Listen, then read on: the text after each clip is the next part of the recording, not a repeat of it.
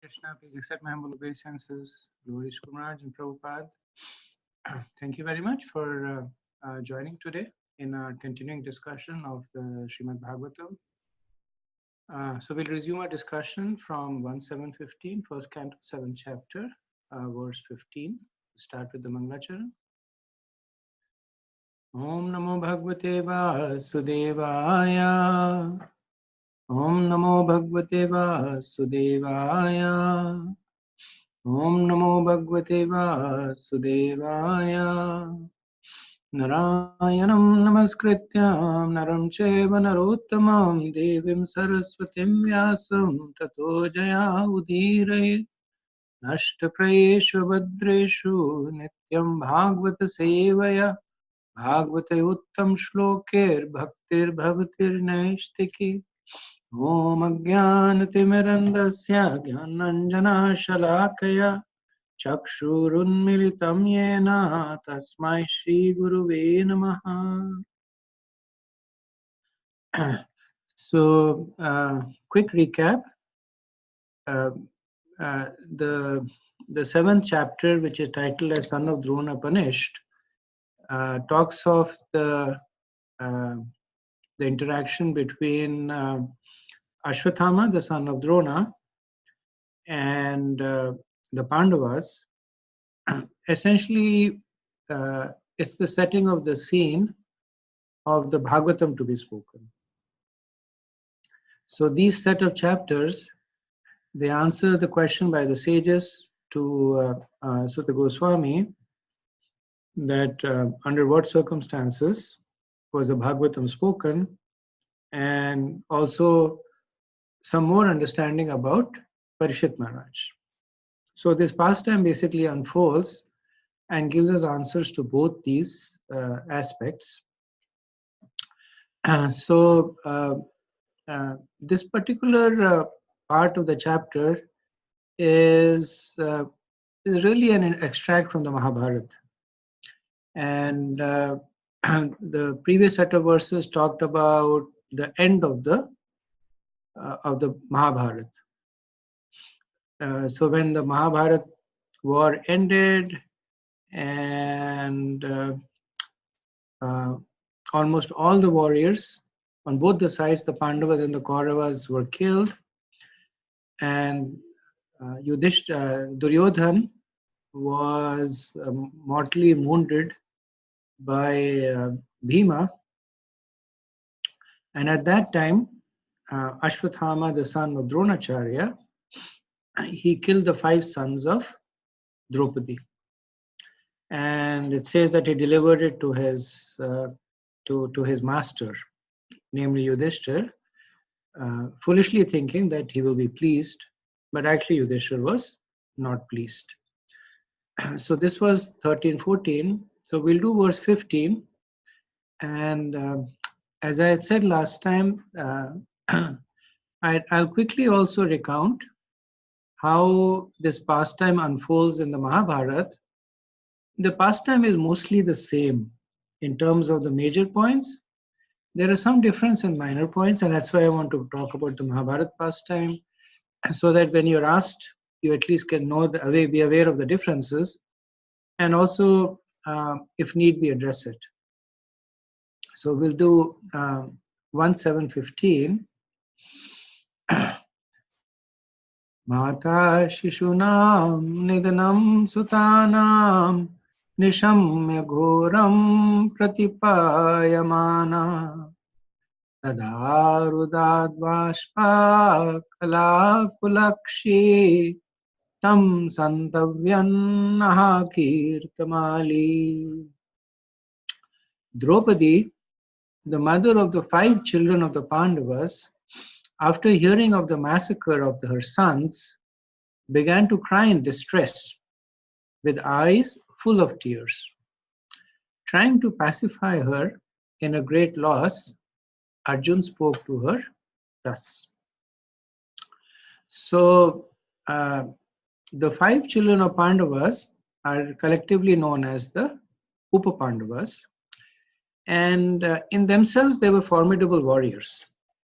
So, but we notice that when Sutta Goswami addresses them in his verse, he says Shishu Nam. So Shishu Nam is generally referred to as children, and typically Shishu is small child. So he uses that term in reference to Draupadi. And so he says Mata Shishuna. When the mother heard about the death of her children. So for a mother, the sons are always Shishus, children. Even though the Upa-Pandavas, they were Atirathis. They were young men and brave warriors, but Mata Shishuna. So from the mother's perspective, they were still small children. And and then when she heard, it says Nishamaya,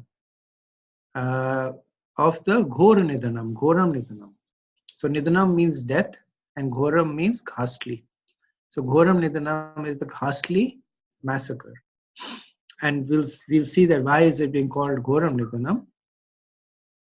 So at that time, so it says Tada, so at that time she begins to lament. That Paritapya Amana. At that time she begins to lament and cry with tears in her eyes. And then she's pacified, Santavyam, by Arjun. So Arjun in this verse is called by a name that is not very common. He's called Kirtamali. So Mali means mala, right? Mali means garland. Kirta means crowns. So one of Arjun's name is that one who wears a garland of crowns. So because Arjun, he had, for Yudhishthira's Rajasuya Yagya, he had traveled all over the globe and conquered many kings. And even in combat otherwise, he had defeated many kings who had offered him their own helmet as a sign of surrender. So Sutta Goswami is bringing our attention to the valor of Arjun by using the name Kirtamali. So little bit of the details from Mahabharata, that the 5 sons of the Pandavas are known as Upa-Pandavas. And in the Mahabharata, it is explained that they are all incarnation of Vishwadevas. So Vishwadevas are a class of devas that handle a particular part of the universal affairs. They're born of Kashyap and Visha. So Visha is one of the daughters of Prajapati Daksha, who was given to Kashyap in marriage, and the Vishwadevas were born. So they incarnated as the 5 Upa-Pandavas. So their names by the order of age is, the oldest is Prativindya, who is the son of Yudhishthir. The second oldest is Satanka, who is the son of Nakul. So we see over here that even though Nakul is the second youngest of the Pandavas, but Yudhishthir, he wanted to maintain equality amongst the lineage. So he considered Kunti Devi and Madri, the 2 wives of Pandavas, at the same level. So when in the order that they would visit Draupadi is the order that Draupadi had their respective child. So first, the eldest was Yudhishthir. He visited. Then the eldest of Madri's son is Nakul. He visited. And Nakul's son is Satanika. Then Bhima, who is the second eldest of Kunti Devi, visited. So his son's name is Sutasoma. Then Sahadev, who is the second eldest of Madri, visited, and his son's name is Shrutasena. And Arjun, who is the youngest of Kunti Devi, was the last to visit, and his son's name is Shrutakirti or Shrutakarma. So these were the 5. So these were the 5 sons, and there is not much mentioned directly of them in the Mahabharata. So they are mentioned on the 14th day of the battle, that the 5 Upa-Pandavas were collectively defeated by Vrishasena, the son of Karna.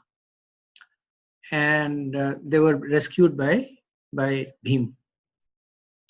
Then later on, coincidentally, Arjun, he kills Vrishasena in front of Karna, not because he had defeated the Upapandavas, but because Vrishasena had played a very key role in the killing of Abhimanyu.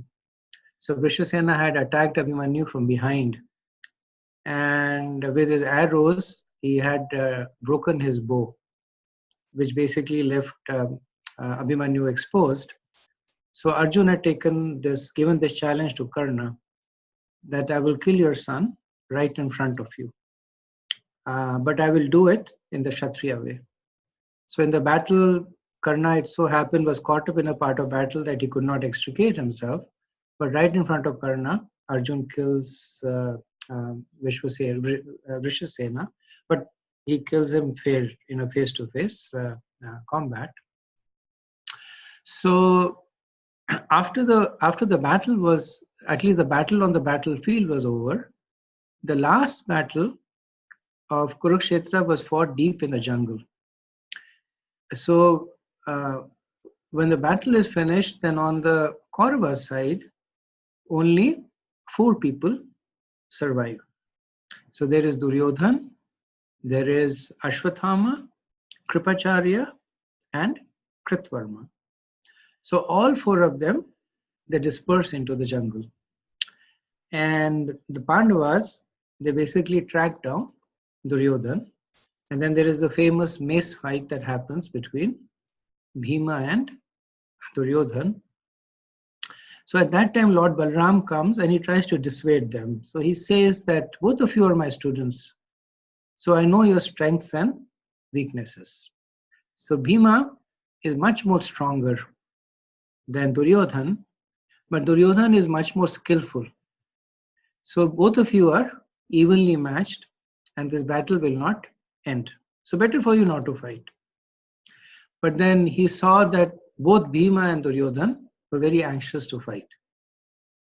So at that point, Lord Balram, he leaves the jungle and goes away. So then there is this fierce battle that goes on one-on-one. And Duryodhan has the additional protection that his body is become Vajra because of the glance of his mother, Gandhari. So she knew that this will happen. So based on her own austerities, she had asked Bhima to come in front of her without any clothes on. So by her glance, Bhima's body would become Vajra. But then Duryodhan's body, sorry. But then Krishna intercepts Duryodhan. And then he says that, how can you go in front of your mother naked? You're a grown man now. So Duryodhan, he wraps the banana leaf around his waist. So everything other than that part becomes Vajra. So every time Bhim hits Duryodhan, there is no effect on him. So finally, based on Krishna's guidance, Bhima hits Duryodhan below the waist.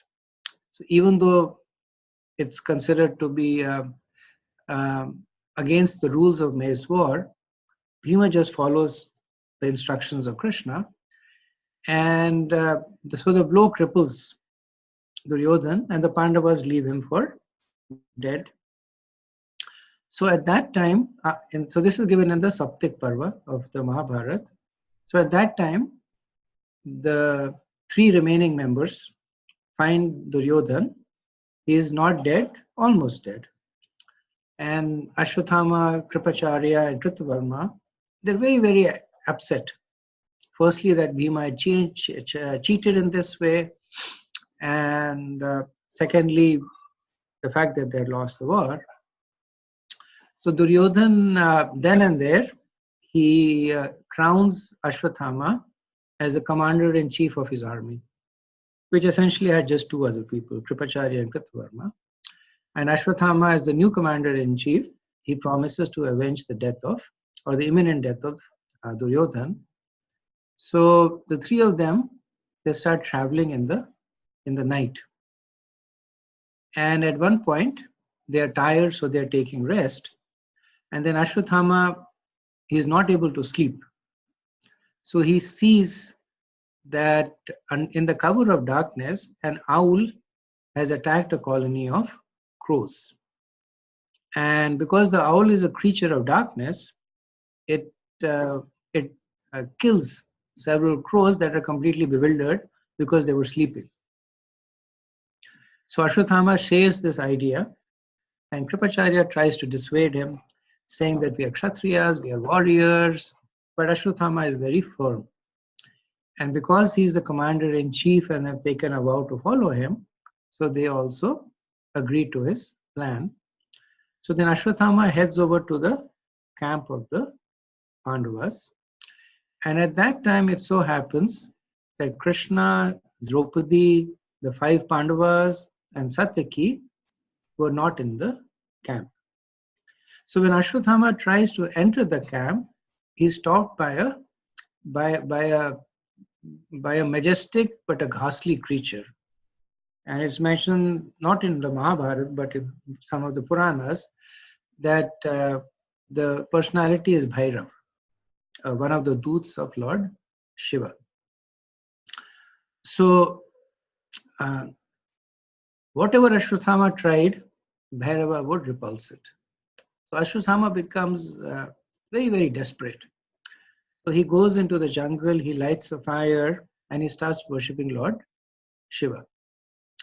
And because he had nothing else to offer in sacrifice, he begins to enter the fire and offer his own body. So at that time, Lord Shiva appears and he endows him, Ashwathama, with his personal strength. And he also gives him a magnificent sword that, according to some, not mentioned in the Mahabharata, but according to some Puranas, is the Chandrahas sword. So Ashwathama is considered to be a partial incarnation of Lord Shiva, actually one of the Rudras, and also of Yama, the god of death, and also of Krodh, the personality of anger. So now Ashwathama, he enters the camp from an unguarded part, and the first place that he goes is the tent of Drishtadumna. So he has special animosity to Drishtadumna because Drishtadumna had killed his father, Dronacharya, while he was unarmed. So Ashwathama enters into that camp, and without using any weapons, he actually stomps Drishtadumna to death. So at one point, Drishtadumna starts begging him, saying that I'm a Kshatriya, at least do me this honor of killing me with a weapon. But Ashwathama is like, you killed my father when he was without any weapons. So with his own feet, he stomps him to death. And then after that, he goes into the camp of 2 great Panchal warriors, Uttamayajus and Yudamanyu.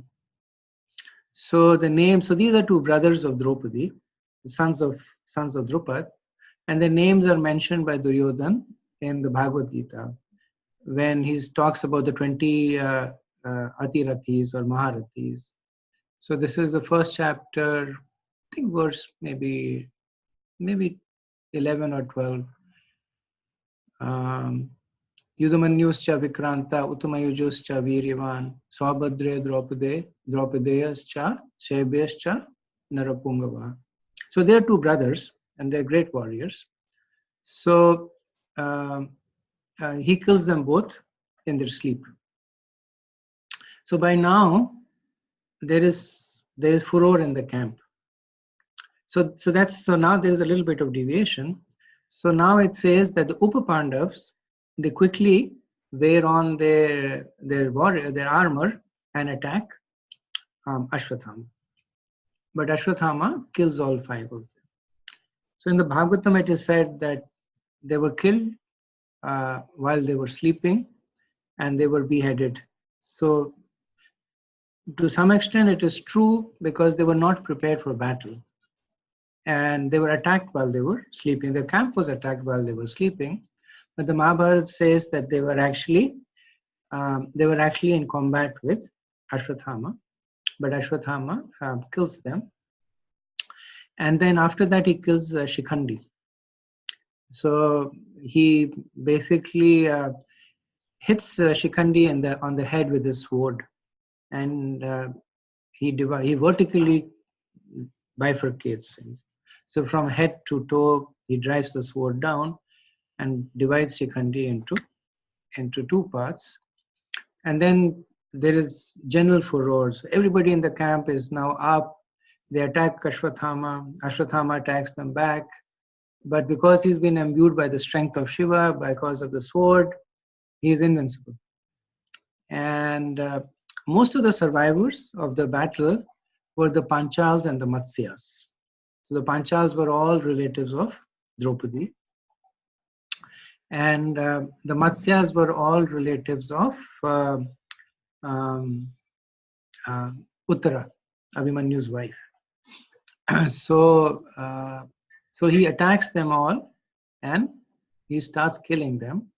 So those who try to escape, Kritavarma and Kripacharya, they kill them. So it is said that only the chariot driver of Drishtadumna was able to escape, and he's the one who goes to Upapalva, the place where Draupadi is, and then informs her of the death of her 5 sons. And then Draupadi meets up with the Pandavas. So when Dhritarashtra hears about this from Sanjay, he's wonderstruck, and then he asks Sanjay that how come Ashwathama was able to accomplish all this single-handedly, but not so during the battle of Mahabharata. And Sanjay says, because Arjun and Krishna were not there, present at the time, and because the warriors were asleep. He gives these two reasons. Acharyas say also because of the boon of Lord Shiva. So when Draupadi is informed about the death of her son, and not just her sons, her brother Drishtadum has been killed, all her relatives, the Panchals have been killed, all the relatives of her daughter-in-law, Uttara, the Matsyas, have been killed. So the first thing she does is she turns to Yudhishthir and she says, is this your good fortune? So Draupadi is interesting that when Yudhishthir was a pacifist, she would always chastise Yudhishthir as being a coward. That why don't you fight? Why don't you take revenge? And now that Yudhishthir went to war and the outcome is in front of her, she again gets upset at Yudhishthir, and she repeatedly says that, is this your good fortune that everybody is dead? And then she turns to Bhima. So amongst all the 5 Pandavas, Bhima was most affectionate towards Draupadi. And amongst all the 5 Pandavas, Draupadi was most affectionate towards Arjun. But when she needed protection, she would always go to Bhima because she was aware of Bhima's strong protection. So we know that when they were in Agyatvas and Kichak, he tried to molest Draupadi. So Draupadi immediately went to Bhima. And Bhima, of course, he does not take a lot for him to get angry, especially in the context of Draupadi. So he went and quickly killed Kichak. Similarly, when she was kidnapped by Jayadratha, then she turned to Bhima, that you must avenge me. So now also she turns to Bhima. So this is another place where there is difference. So in Bhagavatam it says she turns to Arjun, but here it says that she turned to Bhima. And Bhima, of course, does not need any more encouragement. So he immediately gets onto his chariot and then he runs after Ashwathama. So then Krishna turns to Arjun and says that Bhima has gone on his own to fight Ashwathama. He is himself in mortal danger because Ashwatthama is a Chiranjeevi, which means that his father had given him this benediction that he would not die. And Ashwatthama possesses the Brahmastra, which Bhima does not know how to handle. So we must quickly go and protect him. So hurriedly behind Bhima, Krishna and Arjun, they both go. So Bhima, he traces Ashwatthama to the ashram of Srila Vyasadeva. Again, there is difference here. So Ashwatthama, being a Brahmin, takes shelter of other Brahmins. So he goes to the ashram of Vyasadeva. But then in the distance, he sees Bhima arriving as death personified. So he takes up a blade of grass, he casts the Brahmastra mantra, and then he throws it at Bhima. Now, Bhima is at this point mortified because he has no idea how to counteract the Brahmastra. But in the meantime, Krishna and Arjun have arrived. So Krishna turns to Arjun and says that the only way to stop a Brahmastra is by another Brahmastra. So you throw your Brahmastra. So Arjun, he throws his own Brahmastra. And at that point, Srila Vyasadeva and Narad Muni, they both stop the two respective Brahmastras. And all the other sages, they're asking Krishna that if this Brahmastra collide, then the whole Brahman will be destroyed. So you do something. So then Krishna turns to Arjun. So Dronacharya had first taught Arjun the art of throwing Brahmastra. And when Ashwatthama came to know about it, he went to Drona and said, I'm your son. You have taught Arjun, you haven't taught me. So then Drona says, you are my son, but Arjun is my disciple. As a disciple, he's far superior to you. But Ashwatthama keeps insisting. So Drona, he teaches Ashwatthama the art of throwing a Brahmastra. But he does not teach him the art of withdrawing the Brahmastra. And then as per the conduct of a weapon, you should not use a weapon unless you know the art of withdrawing that weapon.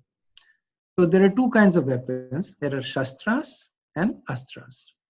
So Shastras are weapons. Shastra is weapon that is held in the hand, like a sword or a spear.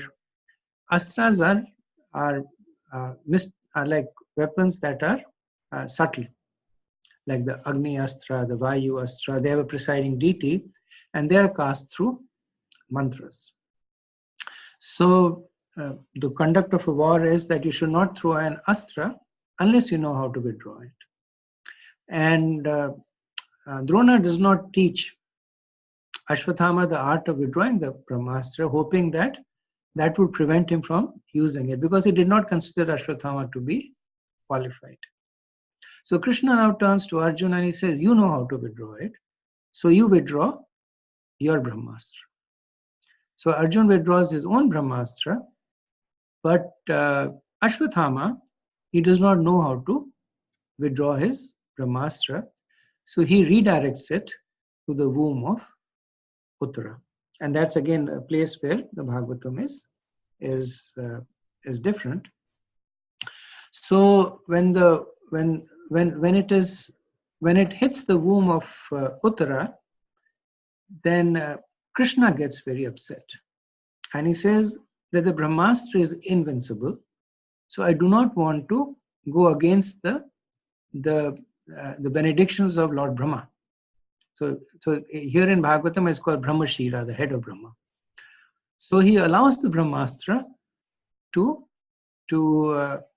kill the embryo in the womb of Uttara, but then he revives it also.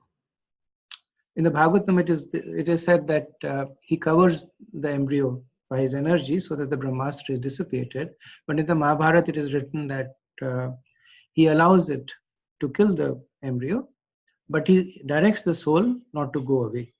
So the soul stays there, and Krishna, he creates a new body, and the soul enters, and that is essentially Parishit.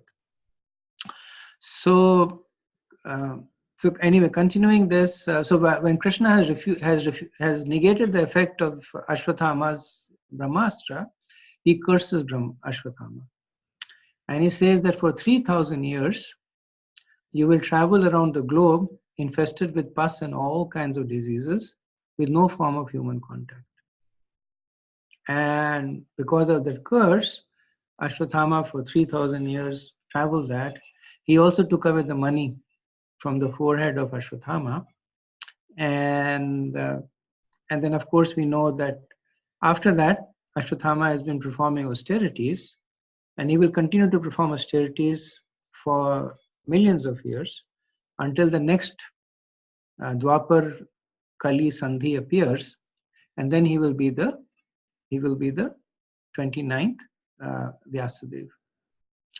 So the Pandavas in the meantime return to Draupadi, and Arjun presents the money to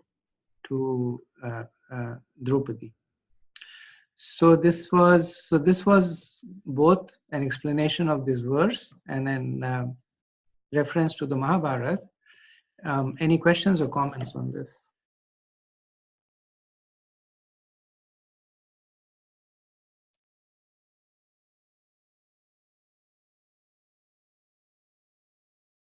Okay, so we'll do the next verse, 1716.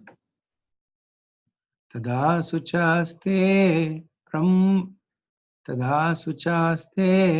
brahmajami bhadre yad brahma bandhushira atatayanaha gandiva mukter vishake rupare tvakramya yatsnasya tagdaputra.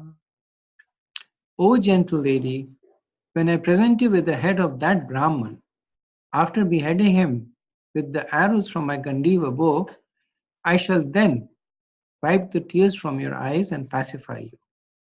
Then, after burning your son's body, you can take your bath standing on his head.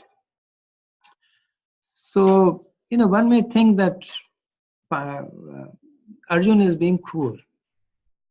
But Srila Prabhupada in the purport, he quotes the Vasishtha Smriti, and he quotes it. So this is the same quote that he gives in the Bhagavad Gita also, chapter 1, verse 36, that 6 kinds of aggressors or 6 kinds of people should be considered as aggressors.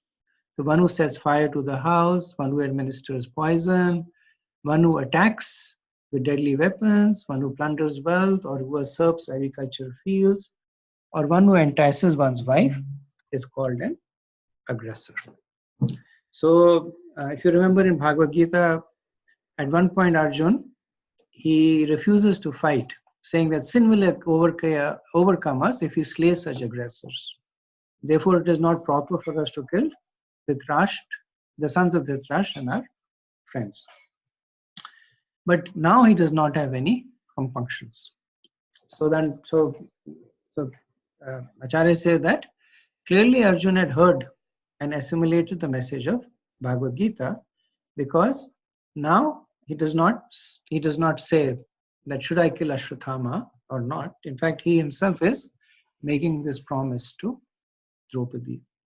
So he refers to Ashwathama in this verse as Brahmabandhu, which basically means that he may be born in a Brahman family, but just birth does not make him a qualified Brahman. So in a lecture, Srila Prabhupada says that in a lecture on this verse, he says that a Brahmana does not require to kill a person with weapon.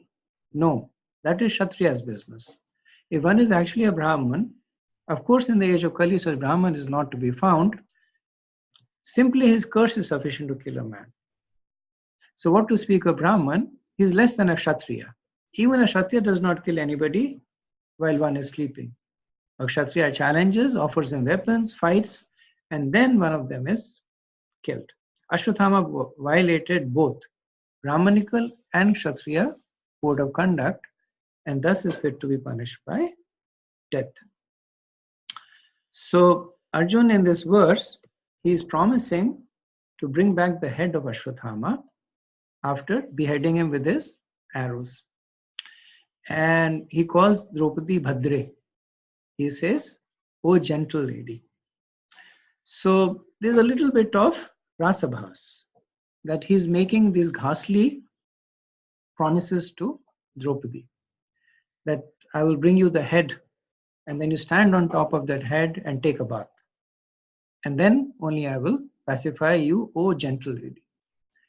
So, uh, the point that is made is that Draupadi by nature, she is a compassionate and gentle lady. But circumstantially, because it is not easy for a mother to witness the death of her own sons. And she is a Kshatrani also. So circumstantially, she is appearing to be hard-hearted. That she is demanding that kill Ashwathama, and only then I will be pacified. So Arjun is acknowledging both the aspects of Draupadi. He's acknowledging the fact that it is okay for her to be righteously angry because the situation warrants it. But he's also acknowledging the fact that she is by nature a kind and gentle lady. And also, as we will see later on, that her compassionate side actually wins over. Okay, next verse.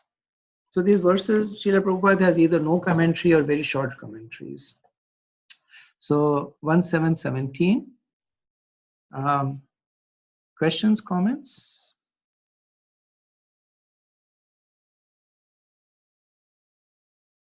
Okay, Hare Krishna Prabhu.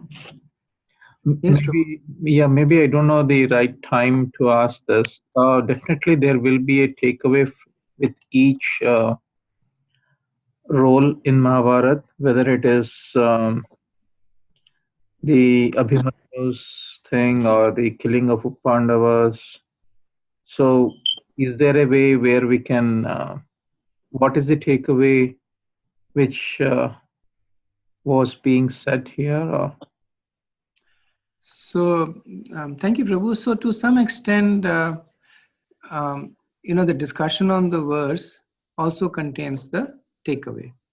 Like we discussed the the position of Ashwathama as Brahmabandhu. So that is one takeaway. That just being born in a family of Brahmanas does not make one a Brahman. Some of the other takeaways will come in subsequent verses, and these takeaways are very specific to this particular pastime. But Mahabharata in itself has 100,000 verses and so many interrelated incidents. So there are several takeaways from that, which is beyond the scope of our discussion now.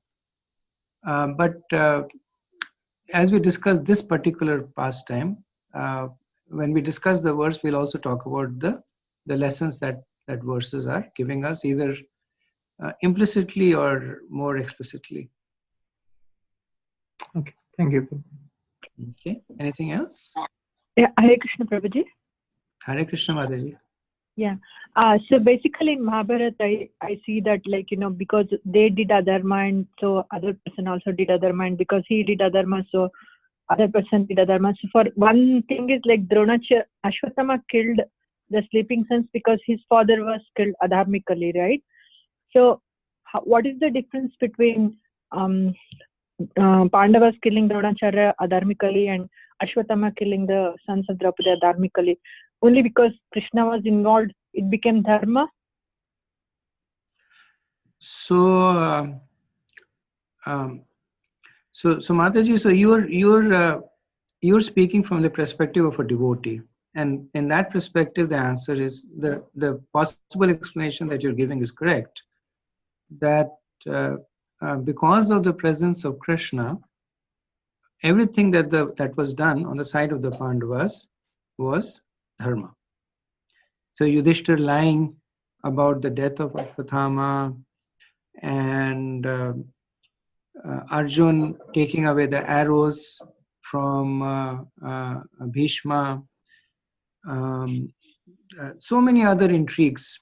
Killing Jayadratha.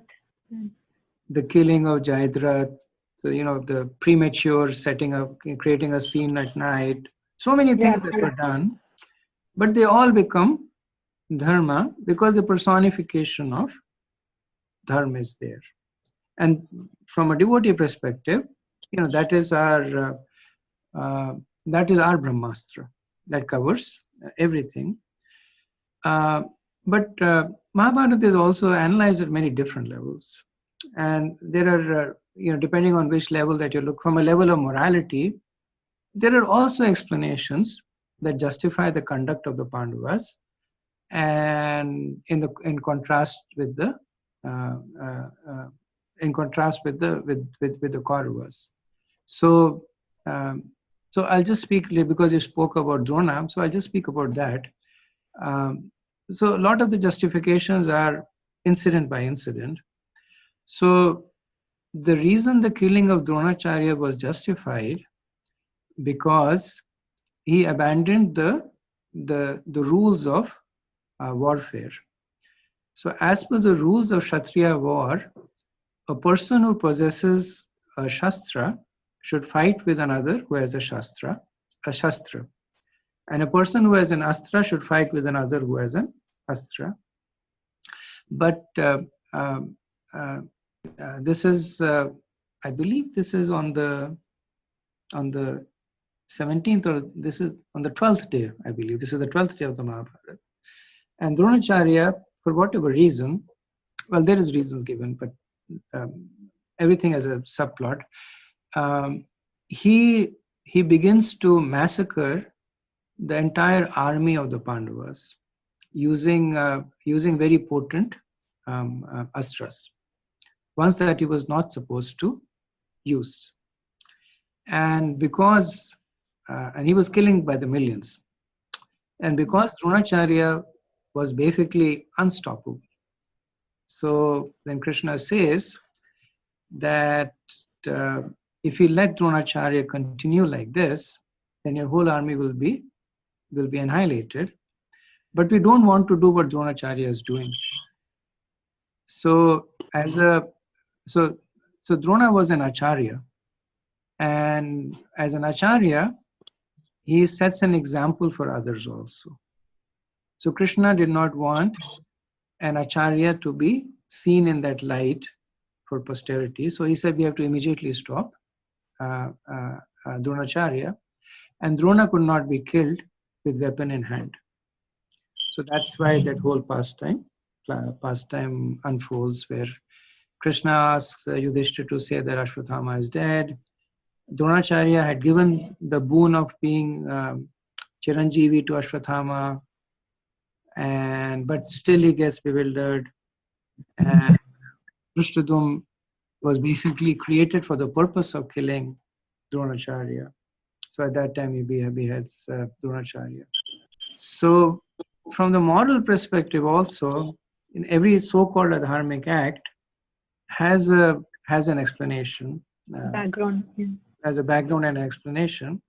For us, the basic explanation is, like Bhima hitting Duryodhan below the waist. Yeah. So it is a dharmic, but for us the explanation is that Krishna asked Bhima to do it. So if Krishna asks you to do anything, that becomes dharma. Yeah. Yeah? Thank you, Prabhu. Hare Krishna Prabhu, one more question.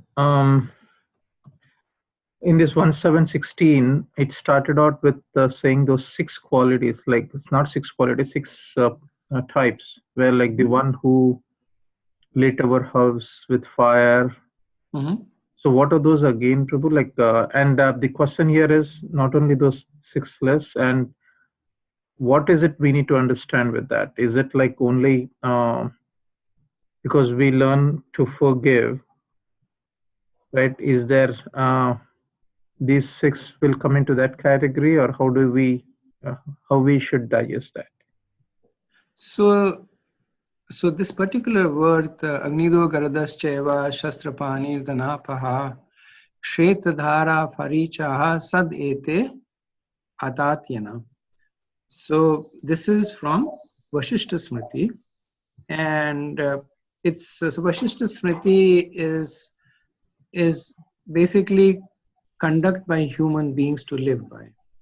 It's like Manusmriti, and I think you asked what are the 6 aggressors. So the 6 are one who sets house on fire, one who administers poison, one who attacks with deadly weapon, one who plunders wealth, and one who usurps land, and one who entices one's wife, should be considered as an aggressor and punished. So, and the question that you asked, actually Prabhupada answers that in the purport of 136, that Arjun, when he quoted this to Krishna, saying that, well, Arjun doesn't quote it, but he says that, we should forgive our aggressors. So the interplay is that Arjun is aware of this verse in Vasishtha Smriti, but he says that I'm speaking from the platform of Dharma Shastra, which is higher than the Vasishtha Smriti. So Dharma Shastra teaches one to forgive. And then Prabhupada says, but then higher than Dharma Shastra is Bhagavad Vidhi, which basically says that whatever Krishna asks you to do, you do it. So there are 3 layers over here. So as per the rules and regulations of the law, so Manu is the lawgiver for mankind, these 6 kinds of people are aggressors and they should be punished. As per Dharma Shastra, which is meant for the Brahmanas and the Dvijas, the most glorious thing that a person can do is to forgive. And then as per Bhagavad Dharma, even more glorious than that is to follow the instructions of Krishna. Thank you. Thank you. It's a good question. Okay. So 1717. Iti priyam valgu vichitra jalapahi sa shantayatva chutamitra suta anvadravattam sita ugradhanva kapi dvajo guru putram rathena. Arjun, who is guided by the infallible Lord as friend and driver, thus satisfied the dear lady by such statements. Then he dressed himself in armor and armed himself with furious weapons. And getting into the chariot, he set out to follow Ashwathama, the son of his marital teacher. So this verse brings forward the very intimate relationship between Krishna and Arjun. So he is calling Arjun as Achutra Mitra Suta. So Mitra is friend and Suta is chariot driver. So he is referring to Arjun not as Arjun, but one who has Achyuta as his friend and chariot driver. So this is the first time that Krishna has been personally addressed. So previously, of course, he's been addressed as Swayam Bhagwan, but now he's being addressed in the context of his dear devotee, Arjun, and he is appearing as Achyuta Mitra Suta. So does anybody know that how is Krishna referred to the first time in Bhagavad Gita?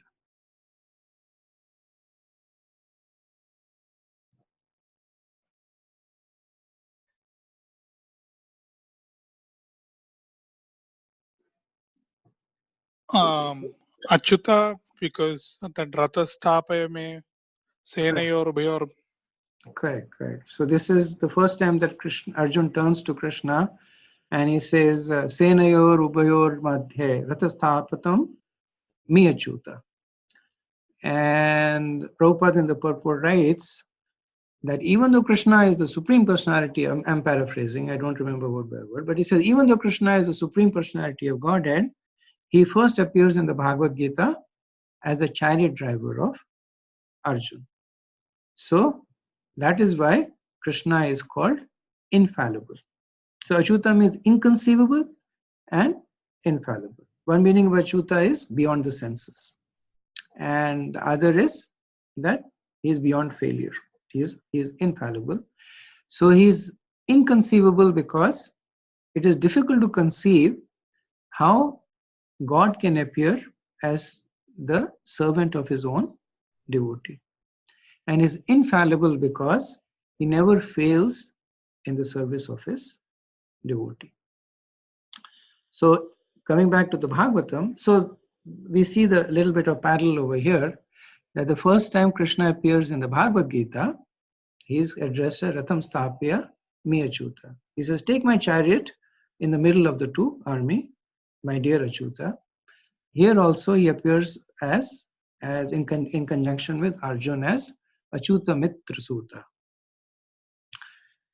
In addition to that, Arjun is also addressed as Kapidhwaja, or literally it means, so Kapi means monkey and Dhwaja means flag. So Arjun's chariot was famous because he had a flag on which Lord Hanuman was there. And again, in the Bhagavad Gita, so this is in right before he turns to Krishna and asks to pull up his chariot. So his chariot is described as Kapidhwaja, same way as one that has Lord Hanuman on the chariot. So acharyas use that again because it is, to some extent it is interesting to see the parallel. They also say that it shows how closely the Bhagavatam and the Bhagavad Gita are related to one another. So Ashwathama is referred in this verse as Guru Putram, and for two reasons. One, because that is the relationship between Arjun and Ashwathama. That Ashwathama is the son of the Guru of Arjun. And the second is that is why there is going to be confusion in the mind of Arjun later on. Because he is not dealing with an ordinary person here. He is dealing with the son of his own Guru. So it is said that your Guru's wife is like your mother, and your Guru's son has the same position as the Guru. So Sutta deliberately uses that word to indicate, give us a hint of the future confusion in the mind of Ashwathama. So Arjun does that. He said, Santavayatava, that he pacifies his dear Priyam with Valgu Vichitra Jalapa. So Valgu Vichitra Jalapa means with various sweet statements. So if you see the statements that Arjun has made, they're far from sweet. They're quite ghastly. So he's saying that I'll cut his head off, I will bring his head to you personally, you stand on top of his head, take a shower then only you will light the funeral pyre of your sons. Very, very gory statements. But when a person is in distress, then these are the statements that actually sound sweet to the person. So in preaching also we are told this, that we should speak according to Kal, Desh and time, place and circumstance, Kal, Desh and Patra. So when a person is lamenting, so that's not the time. So supposing somebody close to somebody has passed away. So that's not the time to go to that person and say that, he was not his body. So he is gone, and by the law of karma, everybody has to die. So those are the wrongs. They may be shastrically correct, but they are the wrong statement.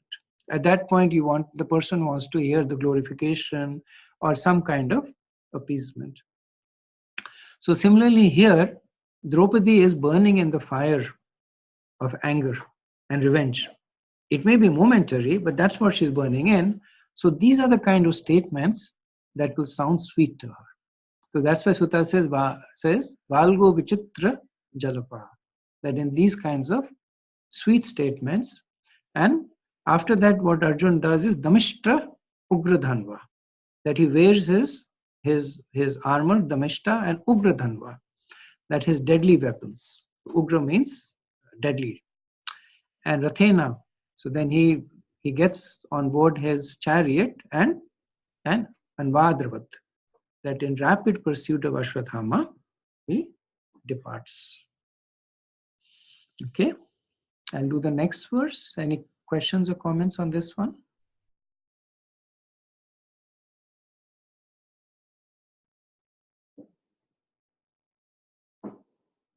Okay, 1718.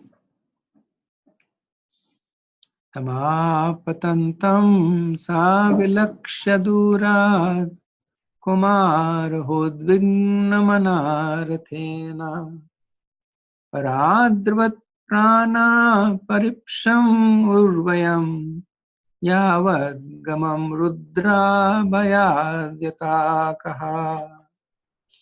Ashwathama, the murderer of the princes, seeing from a great distance Arjun coming at him with great speed, fled in his chariot, panic-stricken, just to save his life, as Brahma fled in fear from Shiva. So Ashwathama is obviously a very powerful warrior. And we have just seen that how almost single-handedly he annihilated almost an entire small army, which included great warriors like Tishtadumna and Shikhandi, Yudhamanyus, Uttamayajus. So even though he was at advantage, but yet he was a formidable warrior. And during the Mahabharata, he had many times fought furiously with Arjun and survived. So it was not that it was in his nature as a warrior to be scared of Arjun.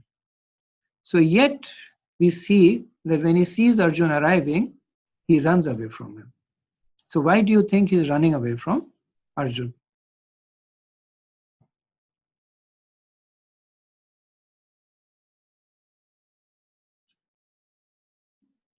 Guilt, Prabhu? Yes, Prabhu? Guilt? Because of guilt. No, I'm saying guilt. Guilt. Yeah, I heard you. Yeah, close. Some other thoughts? Anybody else?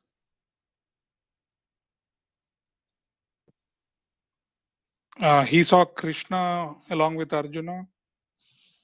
Well, Krishna was there in Kurukshetra also. So it was because, so Sutta Goswami gives the clue in the verse.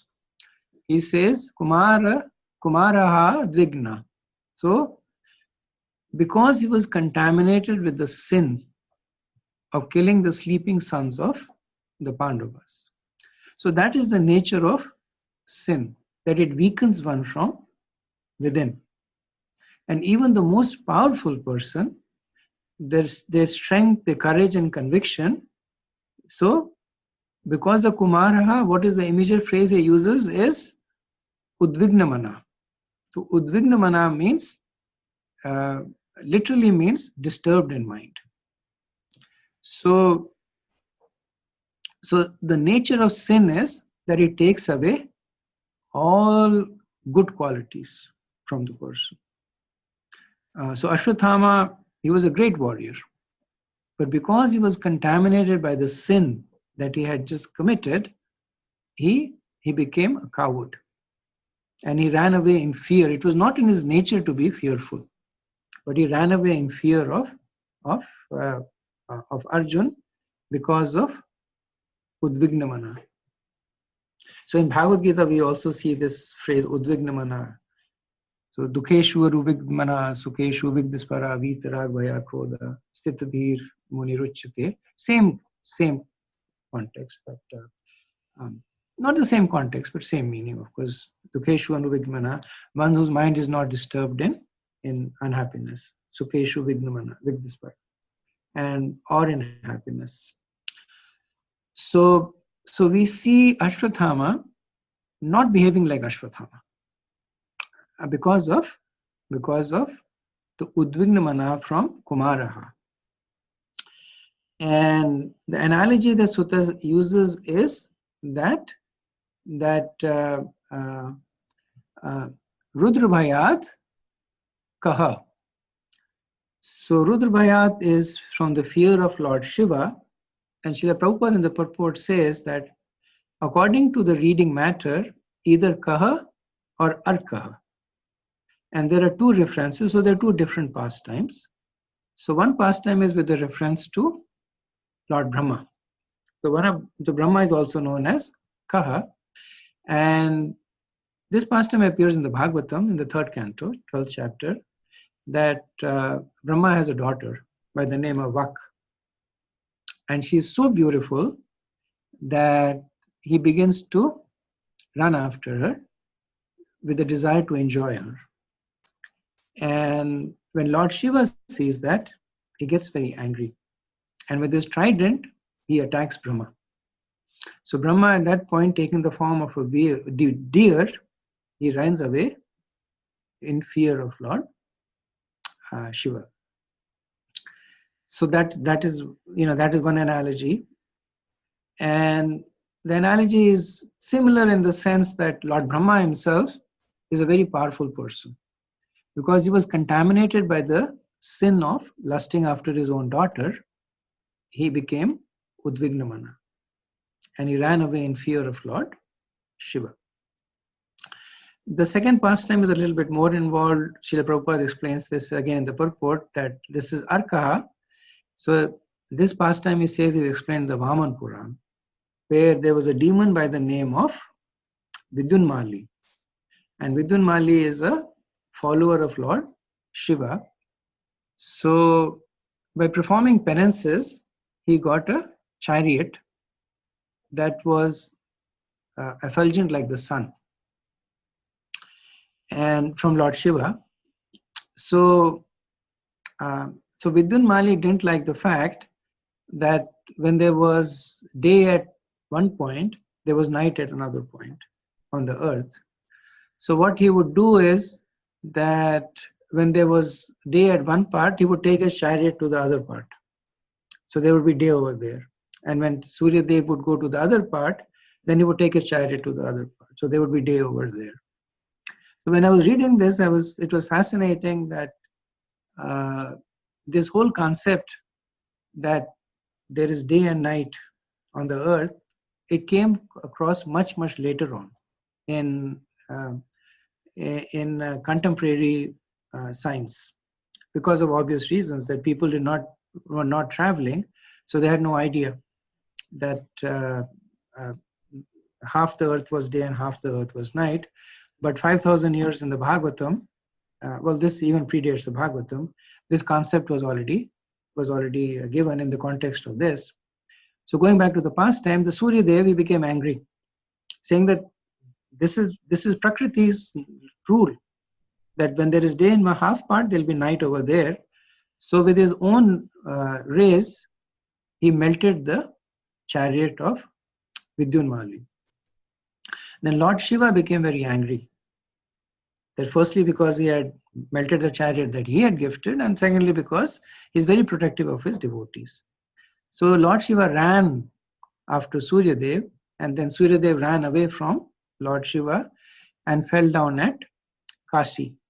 It's now known as Varanasi, and that place is a Tirthasthan now. It is known as Lolarka. So Lolarka means unsteady sun, because the sun fell here. So both the pastimes, they reflect the interaction between Arjuna and Ashwathama. That it reflects the mood of panic and the unsteadiness in Ashwathama. It also gives us that both Brahma and Surya Dev are great personalities on their own, but because they were momentarily overcome by the mode of ignorance. So Brahma was overcome by lust and Surya was overcome by anger. So Lord Shiva was correct in wanting to chastise them. But ultimately, they were both spared. So Lord Shiva, he did not kill Brahma and he did not kill Surya.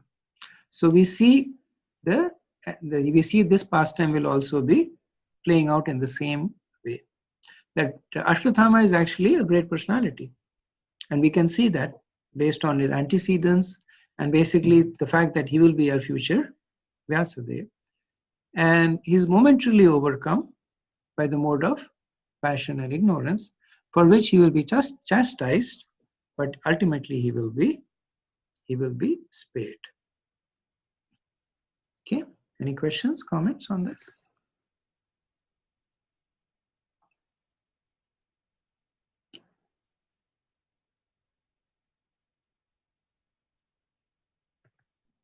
Hare Krishna Prabhu. So if Ashwatthama is having is so much learned that time and he worships Shiva, so doesn't he have the knowledge of Krishna? The fact that Krishna is a personality of Godhead? Not regarded, yeah. Because definitely Krupacharya, Drona, Bhishma only are the ones who know that he's a Krishna is supreme personality of Godhead, right? So does Ashwatthama also fall in that or no? I was trying to think if there are any references either way, and actually I can't think of any references either way. I don't remember Ashwatthama ever addressing, like Bhishma. There are references in which Bhishma addresses Krishna as Narayan and acknowledges the fact, especially in his in his final moments. But even before that, Bhishma acknowledges Krishna's supremacy. There are references of Dronacharya acknowledging Krishna as the personality of Godhead. I don't remember that happen in the case of Ashwatthama. Interestingly, Duryodhana acknowledges Krishna, so not in the Mahabharata, but in the Garg Samhita. He goes to his guru. I forget the name of his guru, but he goes to his guru and he asks them that who are these two people, Krishna and Balram? And then his guru, he reveals to him that Krishna is none other than Narayan and Balram is Ananta Shesh. And he also tells Duryodhana about his previous life. So one reason why Balram is affectionate to Duryodhana is because in his previous life, Duryodhana was a great devotee of Ananta Shesh. And Ananta Shesh had given him benedictions. So that is why even in this particular avatar, that affection still continues. So Duryodhana was, at least the pastime shows he's aware of it. I don't remember of similar pastime for Ashwatthama. Okay, thank you. Okay. Hare Krishna Prabhu. Just a comment on Ashwatthama and Vedavyas. So in my hometown, there is a Vishnu temple and they have a deity of Ashwatthama and Vedavyas together. Probably the same pastime where Ashwatthama takes shelter of Vyasadeva. And they say that this is the only deity of Ashwatthama and Vyas together. They don't have any other deity anywhere else. And that also, they have a writing on the wall that says Ashwatthama becomes the next Vyasadeva, and the deity is the proof for that, and it's a very old deity. It's within the Vishnu temple. It's in Kerala. I see. And other comment was somewhere in UP, India, Uttar Pradesh, I've heard that Ashwatthama visits one temple in the Brahma Muhurta time, 2 o'clock in the morning, and he bathes a Shiva deity, and every day he comes, and there was even some news channel was kind of trying to put a lot of cameras there, and there was a attempt to capture that, but they couldn't capture. Somebody stays there for like 3 days, and they tried to capture Ashwatthama's visit, and even the villagers. There are a lot of generations of villagers who has seen a tall 8-foot person with a long foot in the village. Just a comment on that, Prabhu. If you want to comment anything else. I'm not aware of it personally, but I mean, at least not sure about the temple in Uttar Pradesh, but as we have discussed, at least shastrically, that is consistently said that Ashwatthama will become the next Vyasadeva. Okay, so 1719. Yada sharanam atmanam ekshatta shranta vajinam astram brahmashiro mene atmatranam dvijatmajaha. When the son of the Brahman, Ashwatthama, saw that his horses were tired, he considered there was no alternative for protection outside of his using the ultimate weapon, the Brahmastra. And Prabhupada writes in brackets, nuclear weapon. So here again, we see the Ashwatthama is addressed as Dvijatmaja, which is the son of a Brahman. So previously in the 16th verse, he was addressed as Brahma Bandhu, or one who is related to a Brahman. So both refer to the fact that his conduct was not Brahmanical, and the second aspect is that just being related to a Brahman does not make you a Brahman. So in the purport, Prabhupada writes that the most intelligent man is called a Brahman, and it is not a hereditary title. And later on he says, since Ashwatthama's decision is immature, he is purposely called herein the son of a Brahman. So he sees that his horse is tired, so he deploys now what is known as the Brahmashira. So Astranam Brahmashiru, which Prabhupada translates as Brahmastra. And so the weapon Brahmashira, literally meaning the head of the Brahman, the head of Brahma, is so called because Lord Brahma is its presiding deity. So I think in more technicalities, actually Brahmastra is a group of weapons, of which the Brahmashira is the most powerful weapon. So another weapon in the Brahmastra category is called the Brahmadanda. And we see that again in the Mahabharata, as Vashishta possessing the Brahmadand. So the Brahmadand is the opposite of Brahmastra. So the Brahmadand has the ability to neutralize any weapons. So we see that when Vishwamitra, he attacks Vashishta, so he throws, so at that point he's a Raj Rishi, so he has knowledge of Brahmastra. So he throws all kinds of weapons, including the Brahmastra at Vashisht, but Vashisht is in possession of the Brahmadand, so he neutralizes all the weapons. So that's when Vishwamitra realizes that more than Kshatriya valor is the Brahmanical valor. So back to the verse. So Dronacharya's son Ashwatthama, he invokes this in desperation, because he sees that his horses are tired, which means that he sees that he will not be able to outrun or out-chariot Arjun. He also knows that he will not be able to fight with Arjun. Again, because of Ugdavigna, because of the weakness that he is feeling, overcome by the sinful reactions of his own activities. So Sutta, he calls Ashwathama as a Sharanam. So Sharanam means one who has taken shelter.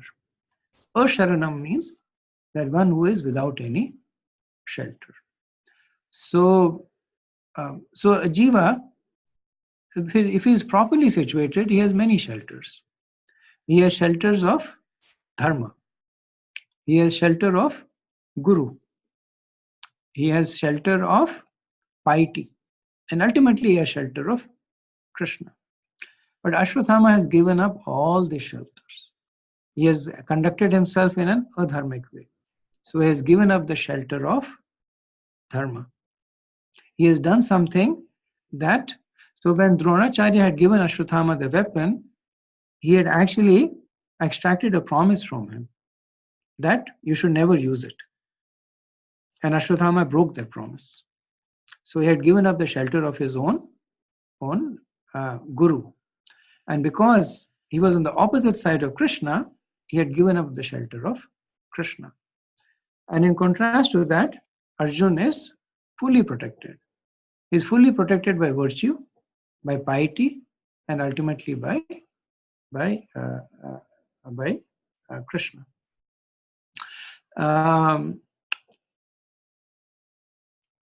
So another point here is, I'll end with this verse. So the another point over here, of course, is the frequent reference to Ashwathama as Brahma Bandhu or Brahma Sutta, Dvija Sutta. And this topic of whether a Brahman is a Brahman by caste, by birth or by activities, this is a long-standing debate. And in 1921, Bhaktivinoda Thakur, he requested his son Bhaktisiddhanta Saraswati Thakur to speak authoritatively about it. And Bhaktivinoda Thakur spoke to an assembly of Pandits in Vidnapura. And it's a seminal speech that he gave, in which he started off by glorifying the Brahmins. So all the caste Brahmins, the Smarta Brahmins, were very happy. And then he started talking about the qualities of a Vaishnava.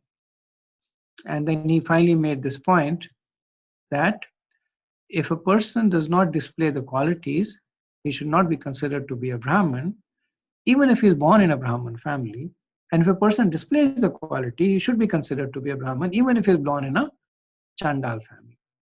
So he spoke for 2 hours and he utterly silenced the opposing party. And then later on he wrote an essay based on his lecture called Brahmana O Vaishnavir. And which apparently, so it's still around, but apparently it's too technical for most people to understand. But there is, even in our discussions, if you refer to the discussion of first canto, second chapter, second verse, I spoke about the position of Brahman as opposed to Vaishnava. So based on this essay, we had given many references to them. So not to repeat that, but one of the points that is made over here, of course, is the position of a Brahman as opposed to a Vaishnava, and the position of a caste Brahman as opposed to one who's Brahman by conduct. So I'll stop here and stop for any questions. Yes, Hare Krishna. 1 minute, Prabhu. I had actually received a question by email about about why were the 4 verses in the 7th chapter referred to as the beach shlokas or the seed verses. And so the quick explanation to that is that they are referred to that in this way because they contain the essence of the message that is given in the Bhagavatam. There is so there's and these are mostly notional. So there is no like structure that comes into place that make them bija shlokas or bij mantras. But these 4 verses, 174 to 177, so these are the trance of Vyasadeva. And as we discussed that in the trance of Vyasadeva, he sees the material world, he sees the spiritual world, he sees Krishna, he sees Maya, he sees jivas, he sees the way to get out for the jiva to free oneself from the clutches of Maya, and he sees what leads to the writing of the Bhagavatam. So these are the essence in a way of the message of Bhagavatam. And again, when we were discussing 174, I think we had discussed almost 12 other places where they are also considered to be the essence of the to portray the essence of the Bhagavatam, like the Mangalacharan verses, the first 3 verses in the first chapter, or the Chaturshloki Bhagavatam, that's 2933 and 236. So there were various verses, and the categorization comes because they convey the essence of the message of the Bhagavatam. Okay, so there was some other question. Yes, Prabhu. Hare Krishna, Prabhu. Yes, Prabhu. When you explained about Ashwatthama being a future Vyas, or say Vishwamitra has had fought with Vashishta, killing his sons, or so many things, or even Brahma going after his daughter, his own daughter, or Balram has affection to Duryodhana. So 2 aspects I wanted to ask. One thing is it like they are enacted in a pastime given to them, or they are not falling to the modes? Say Ashwatthama killing Pandava's sons. Should we take like that because he is given the responsibility of future Vyas? A person in the past has done so much abominable activity, but in the future he is awarded a very, very great position as a Vyas. So I wanted to understand, is it like they are being enacted in the past time, or they are actually committed the sin or fallen into the mode, done the abominable activity, but forgiven after their atonement, and considered for the future great posts? Okay, thank you, Prabhu. That's a great question. So, the word pastime, which is Leela, so literally that means that one that is enacted for pleasure. And so Leela is done by Krishna and his pure devotees. And Leela is one that is done outside the modes of material nature. Because we also do things for our own pleasure, right? We may do, as devotees also, we may do activities that are not completely Vaishnav-like. We can't say this is our Leela. And recently, I think maybe a year ago or so, I was hearing that one of the famous gurus in India, I forget his name, but very, very popular in Delhi, big ashram in Delhi. He was arrested and put in jail because of a lot of stuff going on in his ashram, like molesting of young boys and tax fraud and very, very abominable activities. But I was watching an interview from one of his followers or disciples, and he was saying, Bapu is doing his Leela. Just like Krishna was born in jail, he's also gone to jail, like Krishna has gone. Just like it was Krishna Leela, that is Bapu Leela. And that obviously is untrue, because Krishna, when Krishna does something, he does something completely beyond the modes of material nature. He enacts it for various reasons, for his devotees or for his own pleasure. So that is Leela. The activities that are done by creatures that are subject to the modes of material nature, like Ashwathama or Lord Brahma or other personalities you were saying, they're not Leela. They are basically activities that are done by living entities that uh, are great living entities, but are still succumbing to the modes of material nature because of their fallibility there. Now, Krishna may choose to use all these in his own Leela. That does not make these activities Leela. But Krishna may choose to use all this as Leela, or Krishna may choose to use his devotees in his own Leela.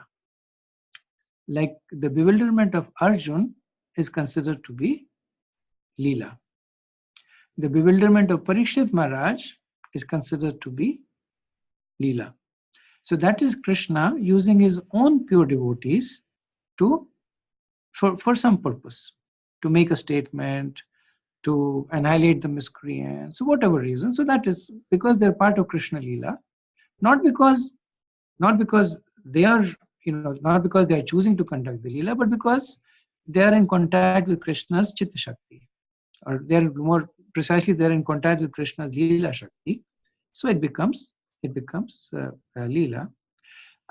In cases like Ashwathama, etc., they were subject to the modes of material nature. They made a mistake, but through the process of atonement, they rectified themselves to the point that they either got reinstated or they actually got elevated to a much higher position.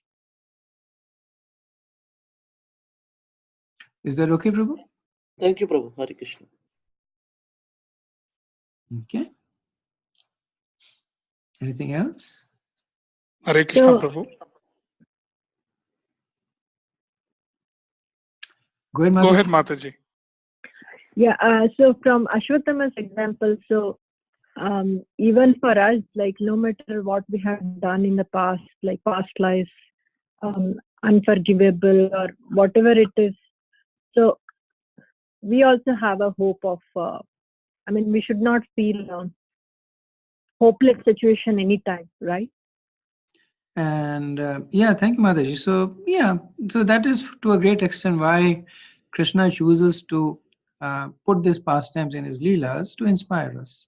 Not that we commit sins thinking that we'll get protected, but we know that we have committed sins because we have a material body, because over and above that we have an uncontrolled mind and different suffering. So we know that they're the reaction to sinful activities, but there is so much hope for us because when we see personalities like these who have also committed, and we don't know what we have done, but we know some of these activities that these great personalities have done are really abominable, like that of Ashwathama, or in the Bhagavatam we have the pastime of Brahaspati, where he actually rapes his brother's wife while she is pregnant, but he still retains his position as the spiritual master of the demigods.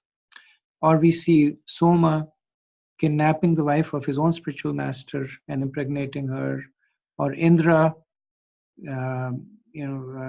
so many things Indra does. He gets into trouble with it, but because they are able to sincerely atone for it, or because they are in connection with the personality of Godhead, they get reinstated and they make progress. So that's so much of hope for us also. Thank you, Prabhuji. So Ashwathama is considered bad person or good person basically as Ashwathama, because Duryodhana we know is like envious, and we have we black and white can determine the characters, but Ashwathama seems to be so famous in a kind of in between noble way and bad way. So what it sums up to, Ashwatthama as a great person or like a Duryodhana, like how do we see him? I was confused about that because he's more like a famous personality, Ashwatthama. So it's a great point that Mahabharata is famous for this, that they don't have personalities in black and white. Correct. They have personality in shades of gray. Like you're saying, Duryodhana is a bad person, but that's not actually true. If you read the Mahabharata, so many points Duryodhana is glorified. But Duryodhana was actually a more efficient administrator than all the Pandavas combined. So when Duryodhana was ruling, then his kingdom was actually more prosperous because he was such an efficient administrator. And at one point, it is said in a slightly different context. It is said that how his body is covered by all auspicious marks, and the fact that Duryodhana has the mercy of Lord Balaram. So he can't be a sinful person. Lord Balaram was, in fact, more than Bhima. Lord Balaram was affectionate towards Duryodhana. So the personality of Godhead himself has affection for him. So the Mahabharata is famous for this, that it has so many shades of gray, but ultimately, and this is when we look upon it as Vaishnavas, regardless of whatever shade of gray you have, the mercy of Krishna makes all the difference. Yeah. One who takes shelter of Krishna is glorious, regardless of like Ghatoshkar, right? Ghatoshkar is a Rakshas. And he was not a Vaishnava Rakshas, he was a full-blown Rakshas. He would eat brahmanas and he would eat cows. He would drink the blood. But he was very affectionate towards Krishna. So when we think of Ghatoshkar, we think very kindly of him. And he does, he has the affection of the Pandavas. For one reason, he's the son of Bhima. But the Pandavas are also very affectionate towards him, primarily because he has the affection of Krishna. So that is one area that is black and white in Mahabharata. That one who has taken shelter of Krishna is always glorious. And one who has not taken shelter of Krishna is never glorious. If you remove that Vaishnav perspective, because many people read Mahabharata as a historical account in which Krishna is one of the personalities, then it becomes a very nuanced read. That nobody is completely black, nobody is completely white. Yudhishthira is a great king, he speaks the truth, but he's a gambler also. There are times when he's portrayed as weak.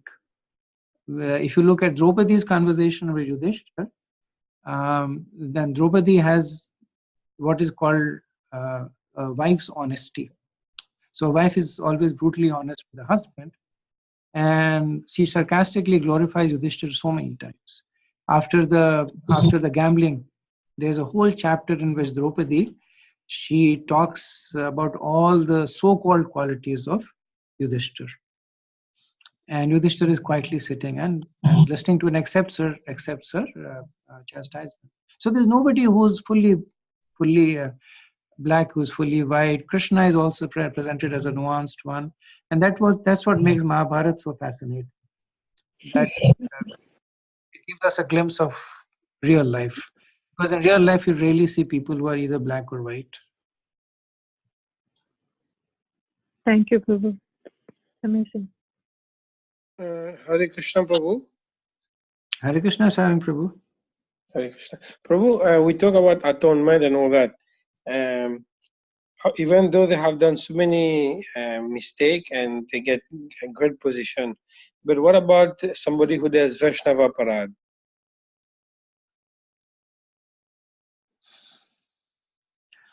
So it is said that Dhritarashtra was the one who was considered to be an offender to Vaishnavas. And Krishna deliberately withheld his mercy from Dhritarashtra.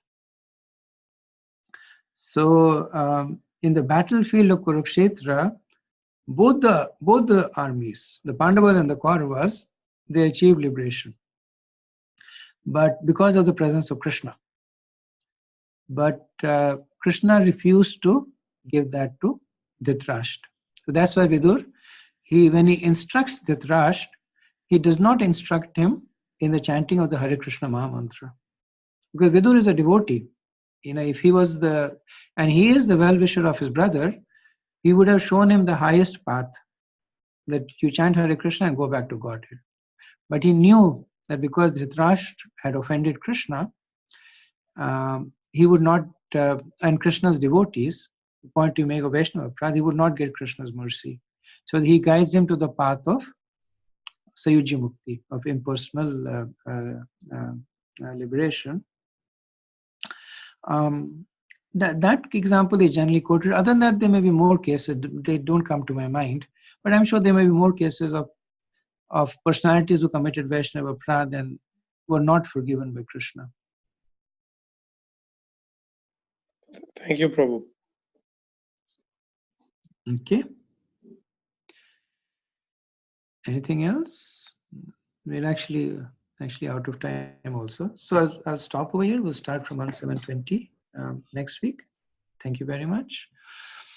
Vancha kalpatarubhayaschet kripa sindhubhyaiva cha patitanam pavanebhyo vaishnavebhyo namo Anant Koti Vaishnav Vrind ki jai. Srila Prabhupada ki jai. Thank you. Hare Krishna.